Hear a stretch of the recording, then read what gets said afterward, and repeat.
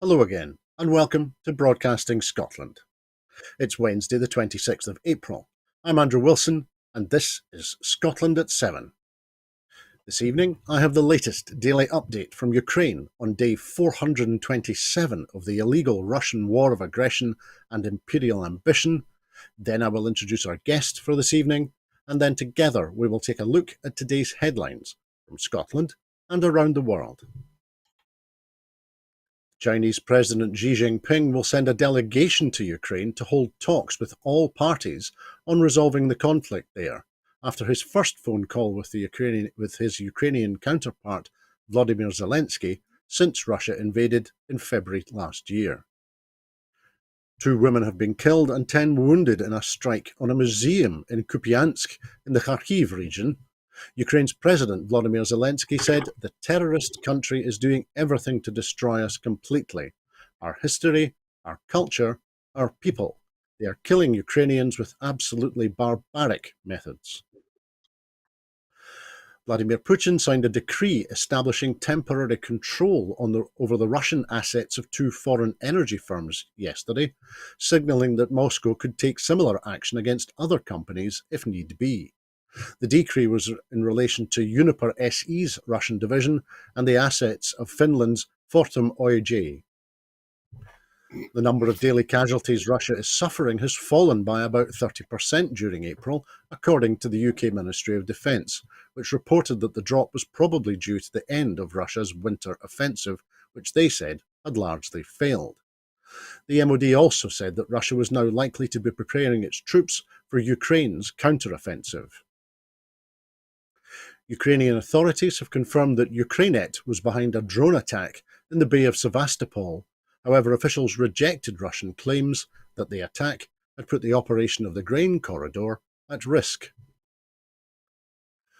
Moscow has seen practically no results from a pact with the United Nations that aimed to help Russia's grain and fertilizer exports, the Foreign Minister Sergei Lavrov said yesterday. Russia has signalled that unless a list of its demands is met to remove obstacles to these exports, it will not agree to extend a related deal beyond the 18th of May, which allows the safe wartime export of grain from Ukraine's Black Sea ports. Russia's foreign ministry has said that it will expel a Moldovan diplomat in what it cast as retaliation for the expulsion last week of a Russian diplomat in Moldova. The ministry said in a statement it had summoned Moldova's ambassador in Moscow to announce the expulsion, as well as to protest against what it called unfriendly steps towards Russia and regular anti-Russian statements. Lithuania's parliament voted yesterday in favour of allowing border guards to turn back migrants who illegally enter the country. In 2021, Latvia declared a state of emergency, and Lithuania began planning a razor wire fence to stop record number of migrants crossing its borders from Belarus. South Africa's president, Cyril Ramaphosa, has said that his ruling ANC party has resolved to quit the International Criminal Court, which last month issued an arrest warrant against Vladimir Putin. The ICC issued an arrest warrant against Putin in March, meaning that Pretoria, which is due to host the BRICS, that's Brazil, Russia, India, China and South Africa, summit this year, would have been required to detain Putin on his arrival. And Ukraine's foreign minister, Dmytro Kuleba, has said that it is time for the NATO alliance to stop making excuses and accept Ukraine as a member, as the country has demonstrated its readiness and has much to offer. Now, we are lucky enough to be joined this evening by a regular contributor, Maureen Watt, who's a retired politician and a former Minister for Mental Health in the Scottish Government. Maureen served as a regional MSP for North East Scotland from 2006 until 2011, and was then the member of our Scottish Parliament representing the constituency of Aberdeen South and North Kincardine from 2011 to 2021, when she retired. Maureen has also been a teacher and a counsellor amongst many other roles. Maureen, good evening. How are you keeping? I'm fine, thank you. Yeah, in good health, thank you. And you? Excellent. I'm very well indeed, thank you. And delighted that you're able to join us this evening on Broadcasting Scotland. Thank you. It's good to be back. In our first story this evening, Suella Braverman has said that people who enter the UK illegally after crossing the Channel in small boats possess values which are at odds with our country, as well as heightened levels of criminality. The Home Secretary refused to criticise claims by the Immigration Minister Robert Jenrick that people who cross the Channel to seek asylum in the UK threatened to cannibalise the UK's compassion. Braverman sought to defend the UK government's illegal migration bill, which is being debated by MPs at the moment, and which aims to detain all asylum seekers who arrive via small boats. But she could not set out how many more detention spaces would be needed to accommodate them as she waited for decisions on their applications. Under the proposed new rules, people seeking asylum can be detained for 28 days without the right of access to a lawyer or to apply to be released. Terrorism suspects can only be detained for 14 days. The SNP called the anti-refugee bill atrocious and said that it will trample over human rights legislation and will roll back on decades of protections for desperate asylum seekers who are fleeing persecution and war.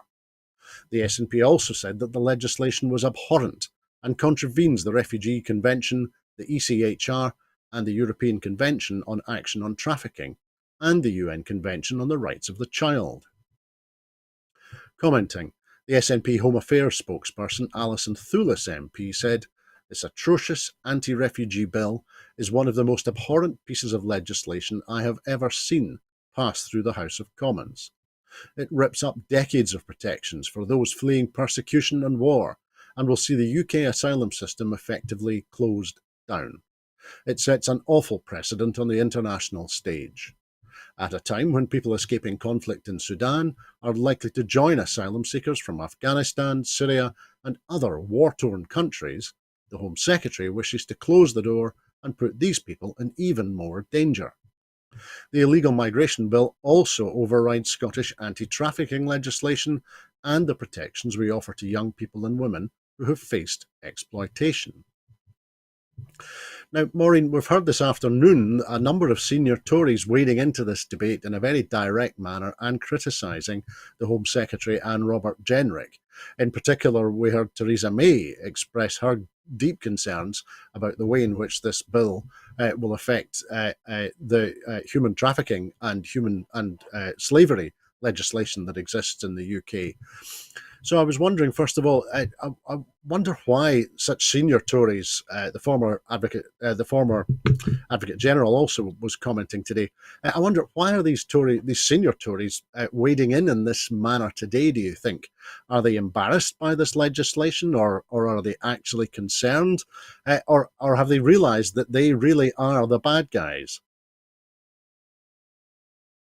Well, I think the fact that someone like Theresa May, who none of us would have ever thought or considered to be liberal, is speaking out against this legislation just shows you how far to the right this current government, and in fact Johnson's government, have gone since the time of Theresa May. It's really quite astounding how right-wing they have become.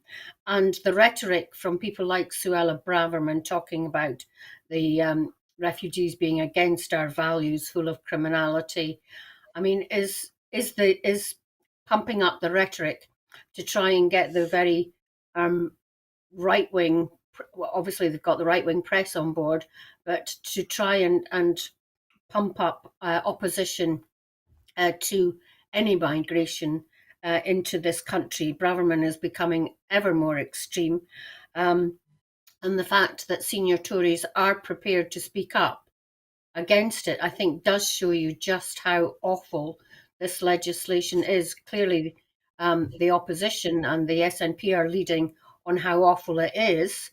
The Labour Party, as far as I'm aware, have said that they will repeal this legislation. So it really does show how very extremely right-wing Westminster and England under the Tories is becoming, very worrying indeed.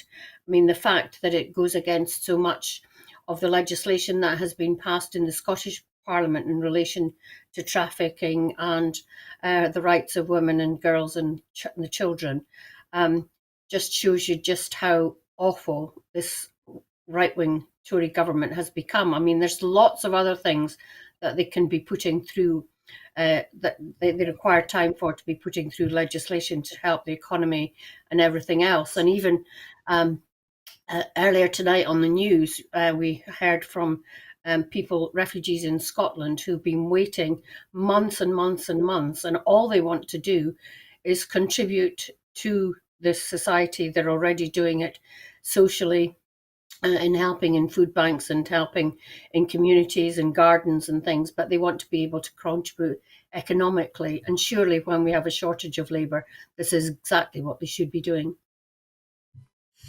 Thanks, Maureen. That's a very good point. And there was, just to expand this a little bit more, and also to establish links with other stories that I think we will discuss this evening. In her book Bordering Britain, the legal scholar Nadine El-Inani has pointed out that Britain's borders and the legislation which has shaped them, going back as far at least as the 1981 Nationality Act, in her words, maintain the racial order established by colonialism, in which black and brown bodies are coded as racially inferior and disposable. So do you think this latest emanation of Britain's borders and the legislation which seeks to shape them, is this a reflection of Tory, and so is this Tory anti-refugee legislation simply another reflection of Westminster's deep-rooted colonial instincts? Well, you would think surely not, when we've got a Prime Minister who's of Indian background, and I think Suella Braverman is too, and many people in the senior part of the Tories from other countries. But clearly, you get the impression all the time that colonialism still permeates the thinking of so many of the Tories, or the right-wing Tories on the Tory benches. And yes, it does stem from a superiority complex of Westminster and that British establishment, I think, which is just so, well, last century, at least last century, if not prior to that, but very last century, and not reflective of the world as it is today. And, you know, in your introduction talking about Ukraine, Andrew, you talked about people fleeing to Latvia and Lithuania, I think from Belarus, and we know that there have been many Russians fleeing from Putin's regime. So, you know, people have been on the move for centuries, and the fact that there is this awful intolerance creeping in just makes me so sad. It's just so against so many of the values that I was brought up with, to be compassionate and caring for everybody, and do as you would to others as you would want done to yourself. It just seems to have gone out the window with this Tory government. I think more and more people are realising that in England too. That's a good point. Thanks, Maureen. We'll move on to our next item now, because the UK has evacuated more than 300 people from Sudan on rescue flights from an airfield north of the capital, with the first group now on their way to the UK from Cyprus, where flights have been stopping over. Downing Street said that 301 people have been evacuated on 3 flights, and that a fourth was now being loaded. A further 4 flights are expected to take off today, but it is not clear what proportion of those rescued are UK citizens. So far, numbers of people airlifted out are a fraction of the 2,000 plus UK citizens and dual nationals estimated to be trapped in the country by fighting that broke out suddenly between the country's military government and the Rapid Support Force (RSF) paramilitary group a fortnight ago. UK citizens have been told to make their own way to the Wadi Saidna airbase north of Khartoum, but there are reports of fighting between rival forces despite a 72-hour ceasefire agreed on Monday night. That's making the journey fraught and potentially dangerous. The UK is now in temporary control of the Sudanese airfield, having taken over from Germany overnight after Berlin completed its own rescue of more than 700 diplomats and civilians from at least 30 countries. The UK has been criticised for lagging behind Germany and France in rescuing civilians, instead being the second country after the US to rescue its embassy staff on Sunday. Germany and France began rescue flights for diplomats and civilians on Sunday, with the UK only starting a broader evacuation yesterday. The RAF planes landed at Larnaca in Cyprus, and the first onward flight to the UK left this afternoon. A fourth plane is due into Larnaca at 2:30 local time, with potentially another 5 to follow. Now, Maureen, to link this story slightly to the previous one, we could perhaps remember that Britain invaded and occupied Sudan in 1882 and left in 1953.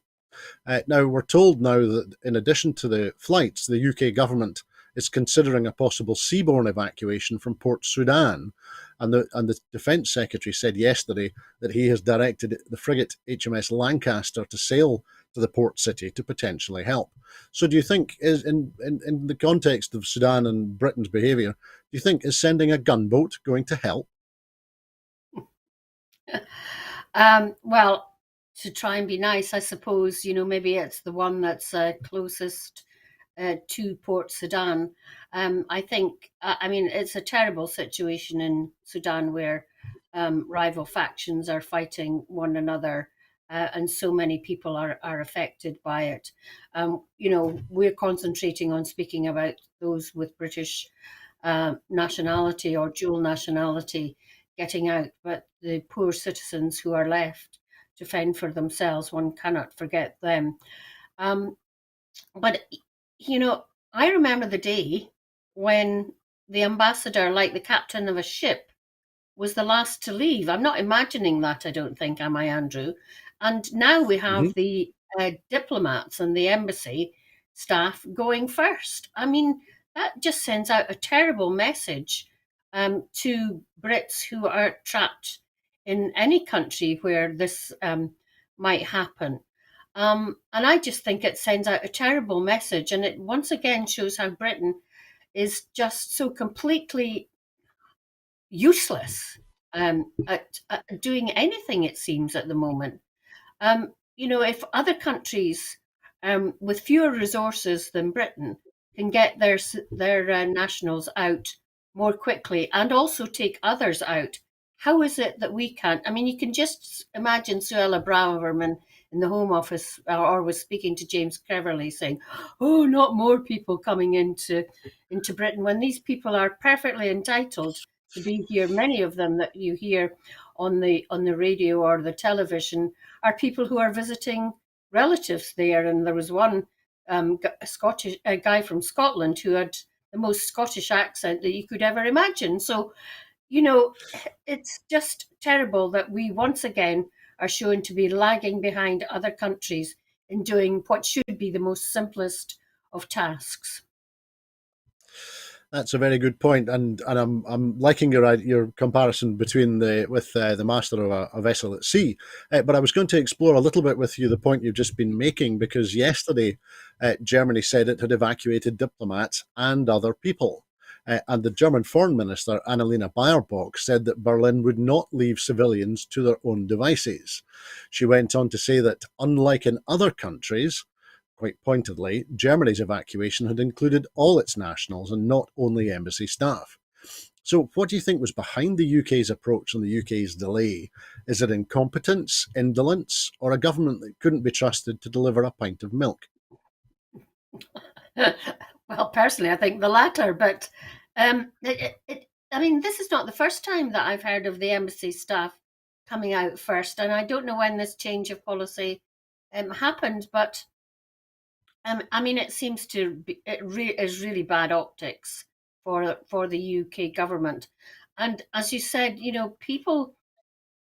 UK nationals have been finding it difficult to get any information from the UK government, from emails out or anything. And those who are managing to get to the airport might have a chance to get out during the ceasefire. But those who have chosen to either go to Port Sudan or, in fact, travel to the Egyptian border to the north, which is a huge trek. And even when you get to the border, there's quite a trek before you get to any kind of major cities. So there are people who are literally left to their own devices, and goodness knows what's going to happen to them. It just seems, a major cock-up again from the UK government.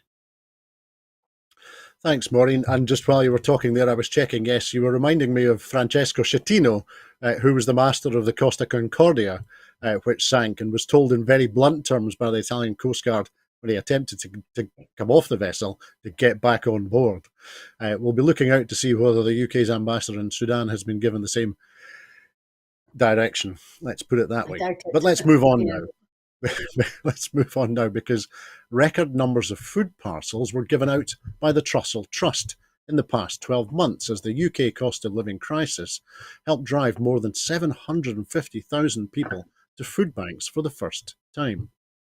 The charity's network distributed nearly 3 million food parcels in 2022-23, its highest ever total, and a year-on-year increase of 37%. More than 1 million children were living in households in the UK receiving the Trust's food parcels. 1 in 5 people said using a Trussell food bank over the period were in work, the charity said, reflecting the difficulties many low-income households have in affording everyday essentials amid soaring energy bills and food prices. The Trussell Trust's chief executive, Emma Reevey, said that the demand for food parcels last year was higher than it had been during the first year of the pandemic, which we had all assumed was a once-in-a-lifetime level of need. The number of Trussell Trust food parcels distributed has grown by 120% over the past 5 years, Reevey said.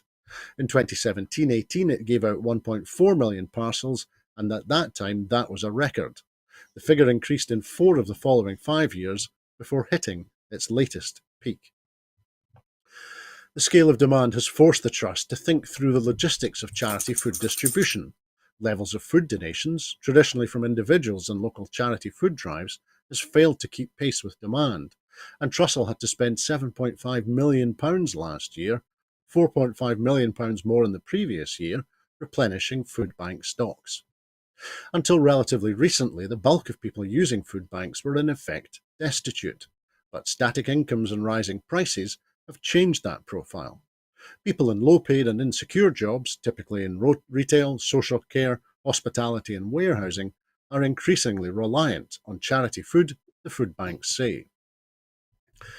Commenting, the SNP's social justice spokesperson David Linden MP said, "The Tories' cost of living crisis, compounded by their bad Brexit supported by their chums in the Labour Party, has driven up prices and forced a record amount of people to rely on food banks. These figures sum up the legacy of this shameful Tory government, who continue to cause untold harm to ordinary people in Scotland who didn't elect them. While we introduced a groundbreaking new benefits like the Scottish Child Payment, the Tories were busy slashing universal credit and hiking taxes on the lowest earners." Now, Maureen, it's implicit in what Hugh Pill of the Bank of England said yesterday. He said, in the UK, someone needs to accept that they're worse off and stop trying to maintain their real spending power. It's implicit in what he said that poverty and food banks are now a permanent feature of people's lives. Is he, in implying that, is he right? Should they be permanent? I mean, to me, that sounds like a declining economy and a declining country to me, to rather contradict Jeremy Hunt for a moment. I thought that when they were introduced, food banks were supposed to be a short-term solution, and now apparently they're permanent. It just shows you how out of touch, and with his huge salary being a banker, just doesn't know how most people have to live in this country. And, you know, food inflation has not dropped at all. Energy costs are still high. The supermarkets have less food to hand over at the end of the day to food banks because they're experiencing empty shelves, as we all know, because of Brexit. So, you know, the situation is not going to get better anytime soon. But to say in one of the richest countries in the world that we should just accept that makes me so angry and so mad and so much more determined to get independence for our country, because it doesn't have to be like this. While the rich get richer and richer, including that banker, the poor get poorer and poorer. And that is not how, to me, a society should work. Society and community are at the heart of, I think, what any decent person would want. And to just turn around and say, you've just got to accept it. Surely there's going to come a time when people take to the streets about this, because it's just so unjust and so awful. And, clearly the Labour Party are not managing to cash in on this situation in the rest of the UK, which doesn't leave us with much hope of anything changing anytime soon. You would think that a very left wing party could really, make lots of gains in a situation like this. But, I heard Lord Frost say that coming out of the EU was enhancing our democracy. It's not. People are so downtrodden that they're just spending most of their time, getting through the day and making sure that, themselves and their families have got some food on the table, and that they're putting in the hours so that they can do that. And surely a situation where food bank use is soaring should be a wake-up call to any caring government that exists, and it's clearly not happening in the UK. Absolutely. Thanks, Maureen. Thank you. Now, we'll move on to our next item now, though, because millions of people have been shut out of the English local elections in May and could be banned from voting in a future UK general election because of Tory voter identification laws. Only 63,000 people have registered for voter ID that will allow them to vote in the upcoming election, and that's a mere 3% of the 2 million people who do not have the correct documents to be able to cast a vote as set out by new UK government laws. It means that millions of voters could still be unable to vote in the next UK general election if they do not register for ID. Commenting, the SNP Cabinet Office spokesperson Kirsty Blackman MP said, "This is exactly what the Tories wanted when they introduced their anti-democratic voter ID laws. It seems they would rather those who are opposed to them cannot vote at all." Voter fraud is so minimal in the UK, the Tories have used a sledgehammer to crack a tiny nut. Millions will be turning up to their polling station and be told they cannot vote because they do not have the required ID to place a vote. Ms Blackman called the voter ID law a direct attack on the democratic right to vote, and it risks a number of voters not being able to express their wishes at the next general election. This is just another demonstration from the Tories of how they will trample over our democracy. They have attacked our Scottish Parliament, and now they are coming for our voting rights, Ms Blackman said. So, Maureen, is Kirsty Blackman right? Absolutely, I agree with every word that she said in that press release that you've just read out, Andrew. We've been talking before on this programme about this situation, and the English local government elections will be the first opportunity to see what the effect of this draconian legislation from the UK government will be. And, I talked about riots. I wonder if there will be, fights breaking out outside polling stations when people can't exercise their democratic right. When you see in other countries people queuing for hours in the sun to vote, and yet we are doing the opposite and preventing people from voting. And as you say, people who are likely to vote for parties other than the Tories. So it'll be interesting to see what the results are of the local elections and just how many people are excluded from the chance to vote in the beginning of May when the elections take place. Whether we'll see any rolling back of the legislation, I doubt, but it's just one other reason why we in Scotland have the opportunity to get away from that by voting for independence. Thanks, Maureen. We'll move on now, because the Prime Minister was challenged in the Commons by the Labour MP, Bel Ribeiro Addy, who said that the former Prime Ministers and heads of state had only ever expressed sorrow or deep regret since the late MP Bernie Grant first asked the government for an apology for slavery 23 years ago. Ms. Ribeiro Addy said that at Prime Minister's Questions today, this month marks 23 years since the passing of the late, great Bernie Grant, a former member of this House and the founder of the UK reparations movement in the UK. In his last Prime Minister's Questions before his death, he asked for an apology to the people of African descent, living and dead, for our country's role in slavery and colonialism. There has been no acknowledgement of the wealth that has been amassed or the fact that our country took out the largest loan it ever has to pay off the slave owners, not the enslaved. Sunak responded, "No, what I think our focus should now be on doing is, of course, understanding our history and all its parts, not running away from it, but right now making sure that we have a society which is inclusive and tolerant of people from all backgrounds." So, Maureen, the Prime Minister's response to that question from Bel Ribeiro Addy rather caught my attention when he said, make sure we have a society which is inclusive and tolerant of people from all backgrounds.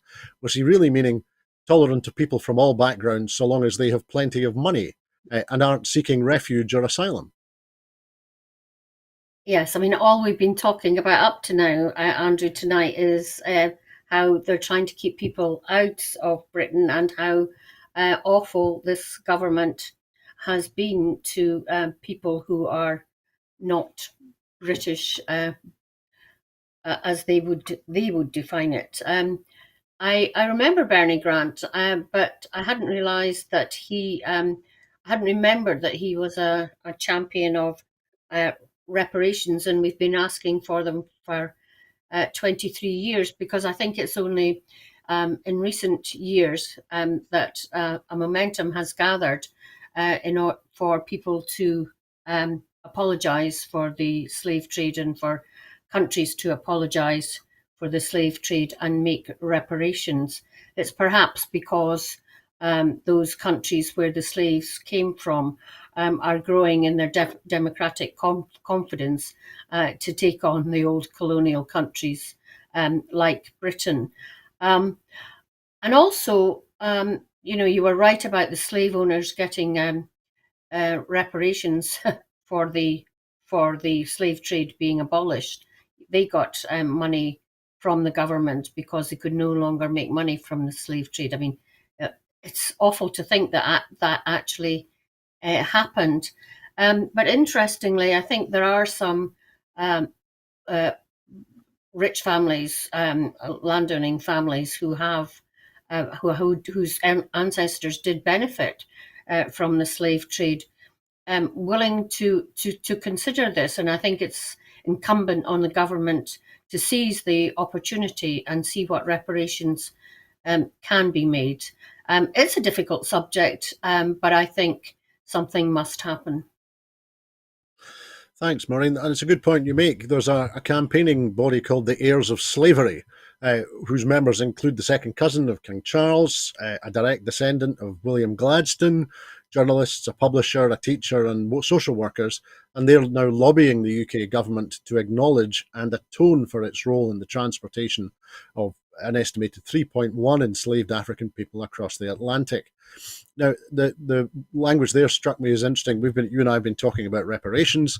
We've been talking about apologies. This campaign is to do with acknowledgement and atoning, which sounds a little bit broader to me. Do you think that if we're going to make some progress on this, it might be the case that the UK should consider practical as well as financial atonement for what happened, and that might also help, as we've been talking about, in rebuilding and in developing nations which we colonialized and occupied for many, many years?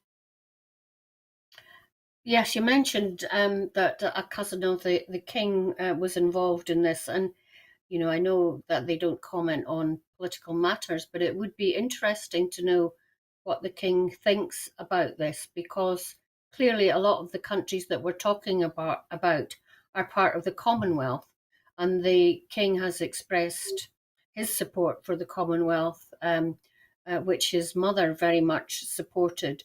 So I think there are more links here than perhaps we're currently considering, and yeah, I think this is going to be an interesting development I think, and one that I'm sure we'll be discussing in future programmes. I'm pretty confident that we will, Maureen. That's absolutely right. Let's move to our next story this evening, though, because the UK government has been helping to fund the work of a virulently homophobic religious organisation in Uganda, whose leaders have backed a proposed law there that would make identifying as gay a criminal offence, a report has found. Analysing official data given to the International Aid Transparency Initiative, the IATI, the report by the Institute for Journalism and Social Change found a staggering number of connections between anti-LGBTQ plus organisations in Uganda and international aid donors, including the UK. According to the IATI submissions, the Interreligious Council of Uganda, an interfaith body, had been a direct recipient of UK aid money in its capacity as an implementing partner of a programme that aims to deliver the Foreign Office's ambition for an open society in Uganda. In February, members of the Interreligious Council of Uganda, including the Church of Uganda and several evangelical churches, signed a statement expressing great concern over the growing spread of homosexuality in Uganda and the effect of the LGBTQ agenda, as they put it, on the well-being of children. 2 weeks later, the Anti-Homosexuality Bill 2023 was introduced into the Ugandan Parliament in an effort to broaden the country's anti-gay legislation. And last month it was passed by the Ugandan Parliament with 387 out of 389 MPs voting in favour. The Foreign Office has confirmed it provided funding to the Inter-Religious Council of Uganda from 2021 until earlier this year. The Foreign Office data indicates that as part of a programme called Uganda Open Society, which began in June 2021 and is due to run until March 2024, the amount paid to the organisation has totalled almost £135,000. So, Maureen, this funding from the Foreign Office to the Interreligious Council of Uganda only stopped a few weeks ago. And does that suggest to you, as it does perhaps to me, that this Tory government is still living in the 1980s? I can remember Mrs. Thatcher telling the Tory conference in 1988 that there is no inalienable right to be gay.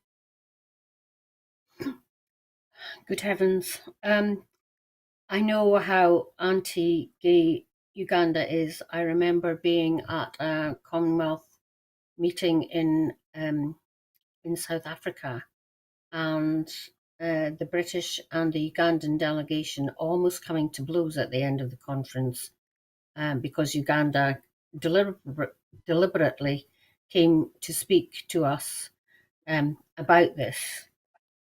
So I'm not surprised that this is going on in Uganda, although, well, I am really, because, you would think as time passes, they would become a bit more liberal minded. And of course, I think the Church of England has had problems in Uganda too over this very matter. It also strikes me how lacking the UK government is in doing their groundwork and their not reconnaissance, but they're looking to see exactly what they're funding before they give it out, because clearly, giving money either through the Foreign Office or, well, of course, the Development Office is now subsumed into the Foreign Office in UK government. I'd forgotten that. But you really must be very careful in doing the background checks of organisations that you're giving money to. And that's where Scotland is really ahead of the game on this, because in Malawi, for example, we have the Scotland-Malawi Partnership and the Malawi-Scotland Partnership, and money is directed from NGO to NGO. And we know exactly where the money is going. I remember suggesting to the UK government that they do the same, but of course they rejected the idea. Thanks, Maureen. Great to hear your experience, your direct and first-hand experience of the circumstances and the challenges and the approach that the Ugandan government appears to be taking at the moment. But let's go across the Atlantic now, because the opening day of a civil trial in Manhattan during that opening day, a federal court heard that E. Jean Carroll is suing Donald Trump for battery and defamation to clear her name, to pursue justice, and to get her life back, after the former president allegedly raped her in a New York department store in 1996 and then denied it years later. In his opening remarks, Trump's lawyer, Joseph Tacopina, told the jury of 3 women and 6 men that Carroll had filed the lawsuit for political ends, to sell a book, and for public attention. They schemed to hurt Donald Trump politically, he said. E. Jean Carroll accuses Trump of assaulting her in a dressing room of the New York department store Bergdorf Goodman in 1996, after they ran into each other at the entrance, and he asked for help in choosing a present for a friend. Ms. Carroll sat stony-faced at the front of the courtroom as her lawyer, Sean Crowley, told the jury that Trump manoeuvred her client into a dressing room and then attacked her. The lawyer said that Trump banged Carroll's head against the wall, pinned her arms back with one hand, pulled her tights down with the other, and rammed her fingers into her vagina. Crowley said that Carroll kicked Trump and tried to knee him off, but he was too strong for her. He removed his hand and forced his penis inside her, the lawyer told the jury. Crowley addressed what she said would be the 2 of the biggest questions on the jurors' minds. Why did Carroll go into the dressing room with Trump, and why didn't she report the alleged rape to the police at the time? Crowley said that Carroll did tell 2 friends after the assault. One advised her to go to the police. The other said to keep quiet because Trump was a powerful man. Crowley said that Carroll was filled with fear and shame that kept her silent for decades. In her mind for many years, she thought what had happened to her was her fault, Crowley told the jury. When Carroll did decide to speak out after Trump's election in 2016, and with the rise of the Me Too movement, she faced a barrage of vicious attacks by the president. The trial judge, Louis A. Kaplan, has already rebuked Trump for an entirely inappropriate statement, calling the civil rape trial a made-up scam on Trump's own social media platform, Truth Social, shortly before the proceedings began. Judge Kaplan warned the ex-president's lawyers that such statements about the case could bring more legal problems upon himself. So, Maureen, this is a horrible thought, but it occurred to me that we know that the revelations long before the election in 2016 about how Trump views women seemingly made no difference to his election campaign. I'm thinking of the 2005 Access Hollywood video in which Trump is heard making misogynistic remarks, including claiming to grab women by the genitals. So, is this case going to have any impact, or is it just going to be treated the same way by the American electorate, do you think? Well, if you're pro-Trump, he can get away with anything in your mind. It just doesn't matter. They don't care. They just kind of block these things out. Although, hopefully, the number of pro-Trump people is diminishing a bit in the United States. But it'll be very interesting to see what the outcome of this trial will be. We know in Britain, for example, and even here in Scotland, it's very difficult for women to get justice in rape trials, and it'll be interesting to see what it's like in the United States, especially when, as we know, Trump has had such an influence on who are now judges, not just in the Supreme Court, but throughout the justice system in the United States. So a horrible, horrible case, but it'll be interesting to see what the outcome is. Thanks, Maureen. I'm sure that you and I will be discussing both this case and the legion of other cases which are now lining up to be faced by Donald Trump all across the United States. But let's move on and let's link that with the item we've just been talking about, because legislation proposing a significant package of reform to ensure that victims are treated with compassion and their voices heard across the justice system in Scotland has just been published. The Victims, Witnesses and Justice Reform Scotland Bill will require justice agencies to make efforts to reduce re-traumatisation of victims and witnesses, and will address long-standing challenges in the justice system's approach to serious sexual offences. Significant reforms proposed in the bill include abolishing the not proven verdict in all criminal trials, and that is to help create a clearer, fairer, and more transparent decision-making process. It will reduce juror numbers from 15 to 12 and increase the jury majority required for conviction to at least two-thirds to ensure fairness, balance, and promote confidence that verdicts are decided on a sound and rational basis. If passed by our Parliament, the bill would also establish an independent Victims and Witnesses Commissioner for Scotland to champion the rights of victims and witnesses and encourage government and criminal justice agencies to put those rights at the heart of the system. The bill also includes significant new measures to meet the needs of survivors of sexual offences, building on the recommendations of Lady Dorian's review group on improving the management of sex offence cases, enabling public confidence to improve in the justice system by protecting the dignity of victims through an automatic lifelong right of anonymity, establishing a specialist sexual offences court with national jurisdiction to enable complainers to give the best evidence while minimising the potential for re-traumatisation, providing an automatic right to state-funded independent legal representation for complainers, and enabling a pilot of single-judge trials for cases of rape and attempted rape to take place to gather evidence on their effectiveness. The Cabinet Secretary for Justice and Home Affairs, Angela Constant, said, "This bill will put victims and witnesses at the heart of the justice system.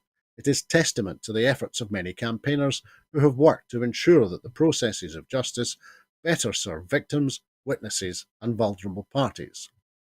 She said, "This government has been clear that we must take action to improve the experience of those who suffer sexual abuse. The majority are women who must be supported to have trust and confidence that the processes of justice will serve their needs, allow them to give their best evidence, and to support them in their recovery." So, Maureen, firstly, an independent Victims and Witnesses Commissioner for Scotland to champion the rights of victims and witnesses. That sounds like a really major change in our criminal justice system to me.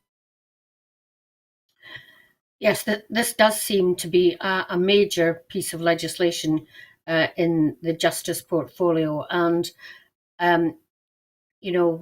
before I left Parliament, I was speaking to the former Justice Minister, Michael Matheson, and we agreed that the justice system needed major reform to bring it up to the present day and beyond. We're still living with ideas and a penal system that is not fit for purpose in this century. And so the idea of putting victims and witnesses at the heart of this legislation is surely a good thing, and something hopefully that the Tories will be able to support, because they have been calling for that at First Minister's questions for months and months now. So hopefully they will be in total support of this bill. But it is a major piece of legislation. There have been a lot of people and organisations consulted, including victims' organisations, in the run-up to the publication of this bill. It will get the scrutiny it deserves as it goes through Parliament.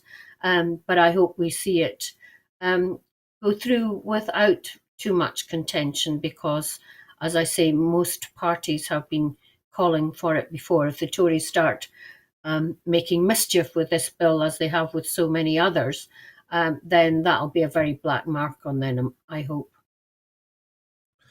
That's a very good point, Maureen. And just briefly, it crossed my mind that one other change proposed in the bill is the establishment of a specialist sexual offences court to enable complainers to give their best evidence while minimising the potential for re-traumatisation. Now, the Crown Office has had a specialist unit for prosecuting sexual offences for many, many years. So is this introduction of a specialist court, is this not long overdue? It is long overdue, and we shouldn't minimise the effect of trauma of the initial incident, the initial the initial rape or whatever sexual offence it may be, and then the subsequent trauma of having to go through the justice system. And I hope, as this happens, that people are given support and counselling throughout to minimise the trauma, because we know that the effects of trauma can be long term, in terms of people turning to drugs and alcohol to block out the terrible thing that has happened to them. So this could have far-reaching consequences in helping victims particularly, but also witnesses and families, to feel more confident about reporting cases in the first place, but also that they get justice at the end of the day. Thanks, Maureen. I'm sure as this bill travels through the Parliament, we'll be returning to discuss it and talk about it as that process unfolds. Thank you. Let's go to our final item this evening, because the Scottish Government has published a new plan to increase everyday cycling across the country. It comes as funding for all forms of active travel, walking, wheeling and cycling is at record levels, with even more investment to come. The new Cycling Framework for Active Travel supports the 2030 Active Travel Vision, where walking, wheeling and cycling is the most popular mode of transport for shorter, everyday journeys. It will shape how government, councils and active travel organisations deliver improvements.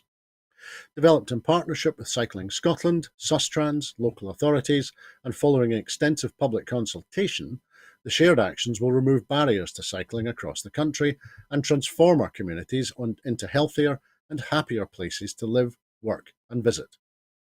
The cycling framework is structured around 6 themes: safe cycling infrastructure, effective resourcing, that's long-term funding for the delivery of infrastructure and supporting access and training; fair access, which is increased equity of access to cycling, ensuring that adapted and non-standard bikes, e-bikes and cargo bikes are supported; training and education, to ensure that infrastructure is supported by wraparound promotional programs, training and complementary initiatives; network planning, to prioritise investment based on local active travel strategies; and monitoring, to ensure robust processes are in place to capture insight which will help to inform future network planning.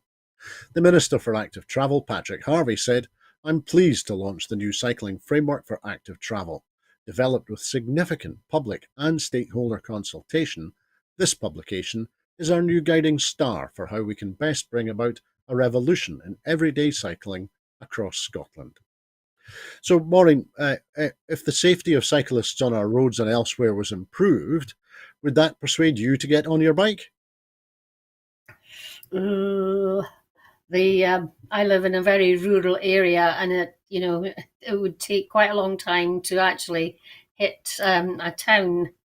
Golly, at least an hour, I would think, to cycle somewhere.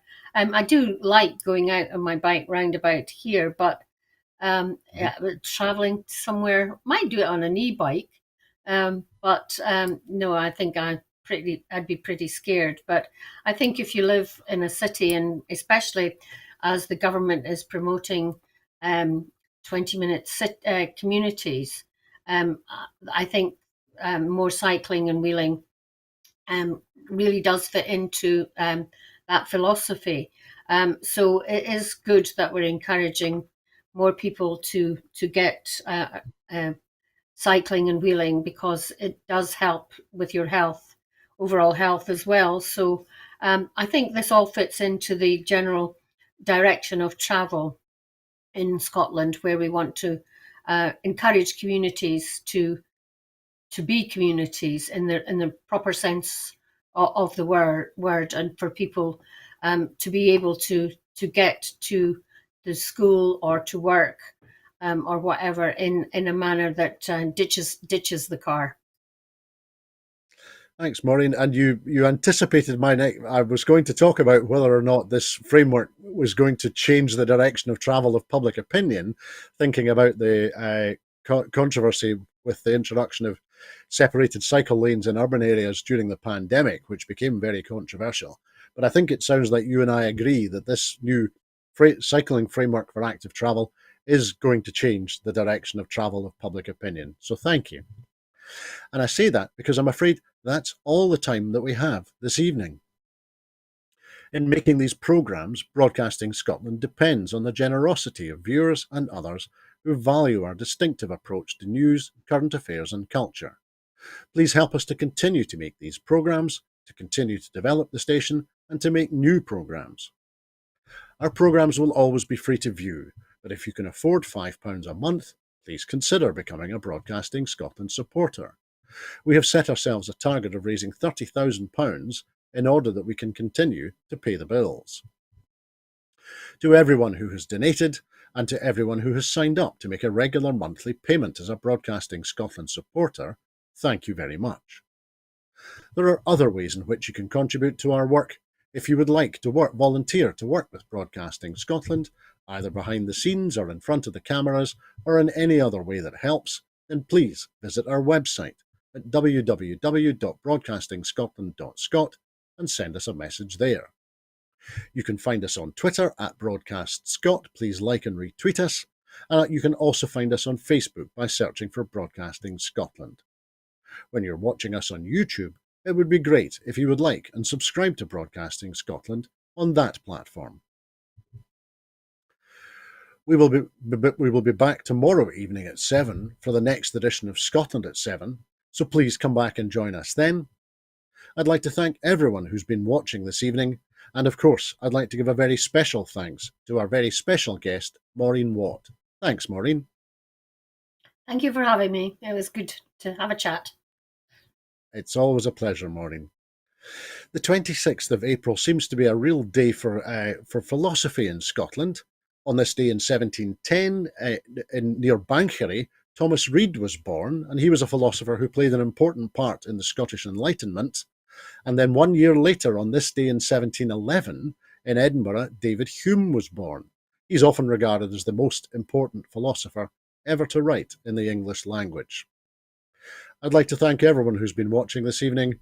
I hope that you have a very peaceful evening. I'm away for a large class of philosophy. Bye-bye.